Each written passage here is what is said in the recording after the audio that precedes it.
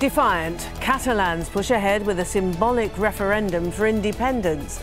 But what are their reasons for wanting to separate from Spain? And can Catalonia ever become a country on its own? Catalonia and its unrelenting quest for statehood. This is Inside Story.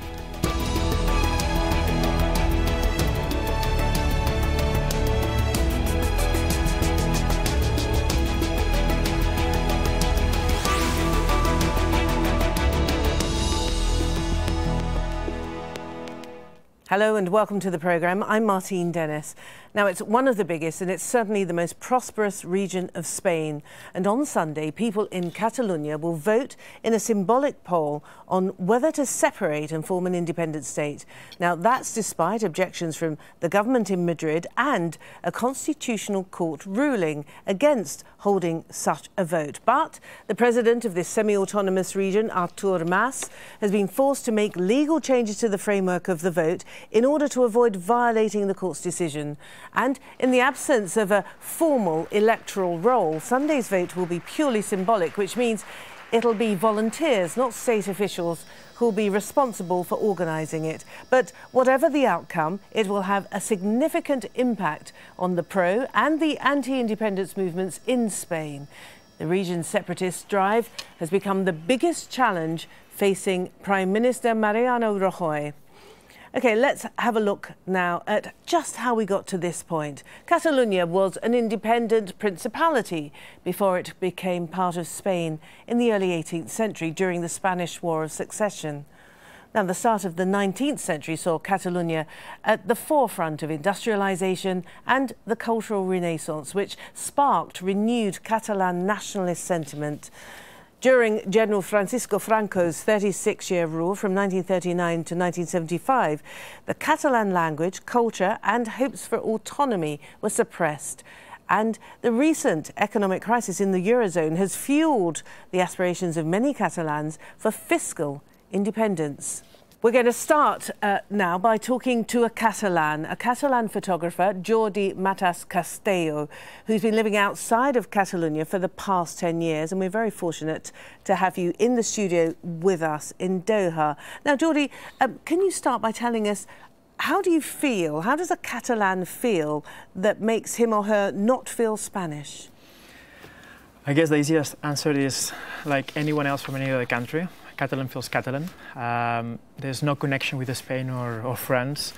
You have a distinctly different language. We have a distinctly different language, different history, different culture. Spanish, I guess, are our brothers, so are French and Italian. But we do feel that because of the language, because of our history, we want to keep our own identity, and we have it, and we have to keep it. And going to school as a child, you learn in Catalan, but all of you, most of you, speak Spanish as well. So you're bilingual. We are bilingual, some of us more than others, but school is 100% in Catalan. Chemistry, physics, philosophy, gym is in Catalan, and then we have Spanish as a second language, and then French or English.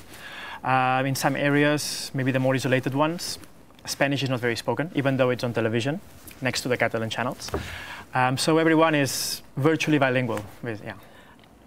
But you've been united, you've been part of Spain for so long now. Has nothing really filtered through to the Catalan culture to make you feel part of this federal entity, this massive country? It is vast, 46.5 million people. Well, there's been like periods of time where we were not aiming at independence, but at higher levels of autonomy. But they haven't made it easy for us to stay happy with being a part of Spain. Actually, the latest president has made it very easy for us to wanting to be independent, and for all the waves of immigration that came to Catalonia as well. So this is fascinating. Tell us a little bit about Barcelona, which of course is the capital of Catalonia, and many people, I mean, it's one of the most visited cities in the world, and very beautiful, it must be said. So tell us about Barcelona then, and how that's your capital, and that's of course the home of so much of the centre of Catalan life, isn't it, of course, and not to mention Barcelona Football Club. Well, just Barcelona, like any other city, is a city that lives in many languages. You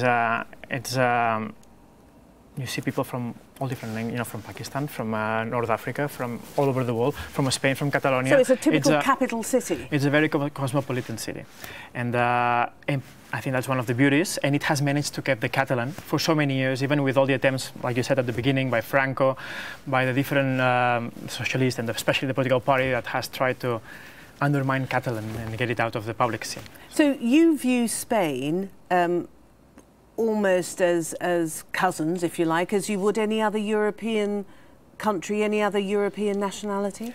Close cousins, yeah. People you have a lot in common, like with some other European countries, like you said. But you know, I guess it's what makes Europe rich. You know, a difference of identities and languages. And so, if you are in the rest of Spain, if you go to Madrid, are you understood if you speak Catalan? Well, it comes from Latin, so many of the words are similar, but many other ones are not. So a good example would be when there is a Catalan politician that has been shot in Catalonia that it's on Spanish television. They put subtitles. So many Spanish people, the ones that have not even exposed to Catalan, probably will struggle a bit more to understand. But they might get a bit of the sense of what's being said, but they will not get every single word. And do Catalans look different to other Spaniards? Is there a look, a Catalan look? That's very hard to tell. I think I'm going to say no. I mean, it's very hard to differentiate someone from... What I'm trying to tease out here is the kind of, you know, the distinctions between Catalonia and the rest of Spain. Because obviously in the north of Spain, you're not southerners. In the south of Spain, you can tend there's much more of a Moorish, much more Islamic influence. But of course, in the north of Spain, that's different. Yeah, well, historically, yes. Something very opposite are the accents. The accents of the south are very different from the ones on the north. But you're asking if you can tell by looking at someone if he's Catalan or Spanish. Maybe you could say that, like, they say Catalans are slightly taller, slightly lighter skin compared to the ones on the south. But Spain is a very globalized country. Like the same in France, everyone dresses the same, everyone buys at Zara. But in the UK, in France, or in Italy, so it's very difficult to identify, you know, that small specifics. A particular look. It's complicated, I think. OK, all right. It was a nice try on my part, wasn't it? Jordi, thank you very much. Thanks a lot. Pleasure. Thank you. Now, before we continue our discussion, our correspondent Claudio Lavanga has this report from Barcelona. Imagine a future in which Catalonia becomes a nation. These children from a town near Barcelona certainly can. We want Catalonia to be a free country, and we want the right to vote for independence. Guillem's dream is shared by many. On Sunday, Catalans take part in a public consultation on independence after the Spanish government blocked an official referenda on the same day, calling it illegal. But despite Madrid's resistance, some have long flown the independence flag. In 2012, Jordi Fabrega became the first mayor to declare his town Free Catalan territory.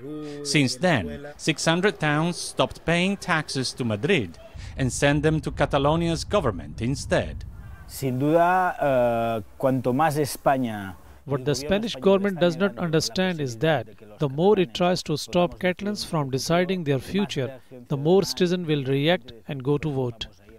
While Sunday's public consultation is not recognized by the Spanish government, to many Catalans around here it is a referenda in all but name. And given the number of Catalan flags hanging from windows and balconies here, it is already clear that many support independence. Catalans have long claimed that because of their history, culture, customs and traditions, they are a separate nation from Spain. Despite attempts by the government to stop them, they insist that the time for independence is now. Claudio Lavanga, Al Jazeera, Barcelona.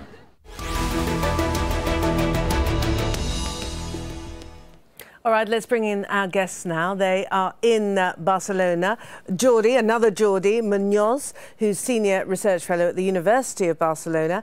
And we have Berta Barbet Prota, who's Politics and International Relations PhD student at the University in Leicester in England, of course. But you are Spanish or Catalan, Berta? Well, that is a quite tough question for starting. Well, I can say I'm both. So yeah, and I'm in Barcelona now, as you may be able to see. All right, and tell us about the poll then, the unofficial poll, which is basically a gesture, isn't it? It's a symbolic poll that's going to take place on Sunday. It's just going to amount to a gesture, a message to Madrid. Exactly, because the official poll was cancelled by the Constitutional Court. The Catalan government, jointly with other organizations, has decided to go with this non-official vote, which basically is supposed to be a mobilization and a demonstration by Catalans who want to vote and want to say out loud, we want to vote, and probably we want to be independent, at least at this poll. Because as a sign that they won't stop pushing for that vote, regardless of what the Spanish government does. Okay, can I go to you now, Jordi? Jordi, you're an academic and you study political behaviour and public opinion. How are Catalans likely to vote? Well, most probably tomorrow the vote will be overwhelmingly for independence, because most of the no voters, or the voters that want to keep belonging to Spain, will not show up at the poll. So tomorrow, I think the figures we will have to look at are turnout rather than results, because since this referendum has not the consent of the Spanish government and the mainstream Spanish political parties, the no side will most probably not show up at the polls at all. And I've seen that there are estimates that about 1.5 million people. Would you agree with that? It's a reasonable figure. It might even go a little bit further than this. I think there are several signs this last week that the public opinion is quite mobilized, more than a few weeks ago, and I would say that it will be a rather large figure. And Berta, can I go back to you now? If we see a fairly healthy turnout, if Catalans turn out to vote in this unofficial poll, what is the message? What kind of message is being sent to the central government in Madrid?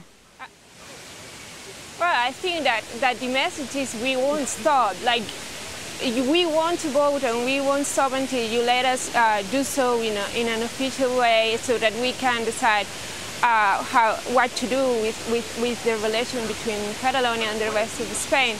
And a healthy turnout would mean that we're quite a lot of people that want not to stop it. So, yeah, the message would be, there's no point in you trying to stop it, because we probably won't stop until we have a vote and we can count us and know how many on each side of the poll.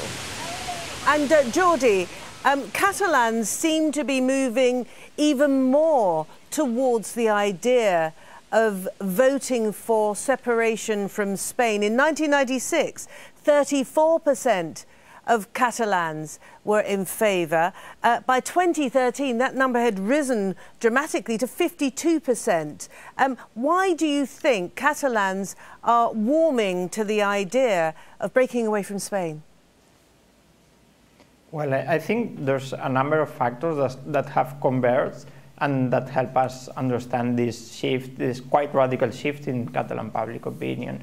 The main one, I would say, was an attempt to renegotiate the autonomy with the Spanish government that lasted from 2005 to 2010 and ended without an agreement, because the Spanish Constitutional Court declared unconstitutional several passages that granted more autonomy to Catalonia and also that recognized Catalonia as being a nation within Spain, and that created some serious frustration in wide segments of the Catalan public opinion that until then were aiming for more autonomy but not full separation. And then also, of course, the economic crisis came, and this has created also some uneasy situations, because the spending cuts imposed by the central government have been affecting quite harshly the public services in Catalonia that are run by the Catalan government, such as education or healthcare or social services, and this is seen by many here in Catalonia as a grievance. And Berta, so if Catalans feel aggrieved, they feel that they're contributing too much of their own wealth to the larger Spanish economy, Spain obviously still grappling with the Eurozone crisis. And why do you think that Catalans would want to separate from a big country, the second largest country in the European Union, the 14th largest economy in the world? Why do Catalans feel so confident that they can manage on their own as a small state?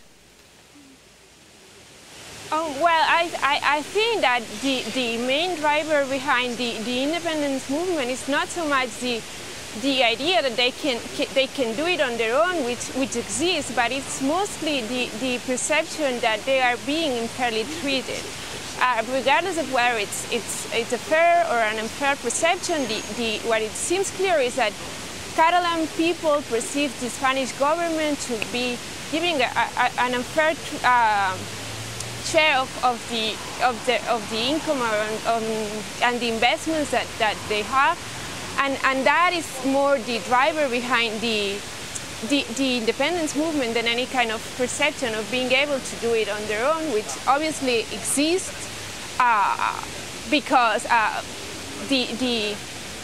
the experts have said that it is possible. There's also some other experts who said otherwise, but the driver behind the movement, I think it's more the idea that they're being unfairly treated than any idea of being able to do it on its own, which at least that's the way I perceive it when I see debates and this kind of thing. OK, Jordi, coming back to you then. So is this merely an exercise in gesture politics? It's an exercise to try to extract more concessions, more autonomy, even more autonomy, it must be said, because Barcelona and Catalonia does enjoy a great amount of autonomy, including power over taxation. So is this an effort just to get more concessions from Madrid? Well, first, actually, the powers of taxation of the Catalan government are extremely limited. So most taxes, I would say over 90% of the taxes are collected by the Spanish government and then distributed to the different regions according to their own criteria. So, and this is a source of unease, I would say, in the relationship. Having said that, of course, there are some segments, especially in the Catalan political elite, that were somehow trying to reach a better agreement. By pushing towards independence, they were aiming at further devolution or further autonomy. I wouldn't say that's the case for most of the pro-independence supporters, like the grassroots movements and the people who shows up at the streets in demonstrations and so on. They are truly pushing for independence and not for further autonomy. The question is whether a counteroffer by the Spanish government in terms of more autonomy or more devolution would convince a segment of these people, a sufficient segment of these people to change the outcome of a vote. But that question remains open. And Berta, I mean, we have to refer back, of course, to the Scottish referendum of this year, which, as we all know, failed narrowly. And we can look even further back to Quebec, can't we, in the two referenda that were held there. Obviously, both of those resulted in a negative outcome. So one wonders why Catalans are still pushing for this option, which history should be telling them doesn't usually result in a positive outcome. Well, that is a way of seeing it, maybe a fair one, but I think that the debate is not facing in that way. I think that the debate is more facing, we want to try it at least, and the thing is that they have not had the right to vote and fail. Maybe if they had let them vote since the beginning, they would have failed, because Catalonia is, for example, more diverse in terms of national identity than Scotland is, and so I think there would be even more reluctance to vote for the yes if the debate had been held and the vote had been held. But the thing is that they haven't had the chance to fail, and that's part of the reason why they keep on pushing, because I guess that they want to be able to try it, even if they don't get it. So, Jordi, this is an exercise then in Catalonia and Catalans wanting to flex their muscles, if you like. Yeah, I think most people in Catalonia sees tomorrow's vote as one step more towards a Scottish-like solution or a Quebec-like solution, which is what the majority of parties and movements here are looking for, an official referendum recognized by everyone as the most reasonable way of solving this issue of independence or not independence. And Jordi, so the vote is going to take place. Tell us what you're going to do. How are you going to vote? Well, if everything is as expected today, because we still don't know what the Spanish government will do, but if everything goes as expected, there will be polls at schools, less than in usual elections, but in almost every municipality in Catalonia there will be voting booths in schools, and people will just show up with their IDs and vote in the sense they want, either for or against independence. And can I ask you how you're intending to vote, you personally? I'm personally intending to vote for independence. And Berta? Because oh, sorry, do continue. Do tell us why. Yeah, I think I have the sense that the situation has got to a point in which a negotiated separation would be the best outcome, because preferences are so different in Catalonia and the rest of Spain. You have to take into account that the ruling party in Spain, the Popular Party, came only fourth in the last general elections in Catalonia. So it's a really minority party here. So most Catalans, and I am among them, have the feeling that we are being ruled by a government that is deciding a lot of things on our lives, and we are not really supporting this government and its policies. So I guess this is a situation that over time makes things worse for like reasonable cohabitation between different people. Okay, Berta, can I put it to you then?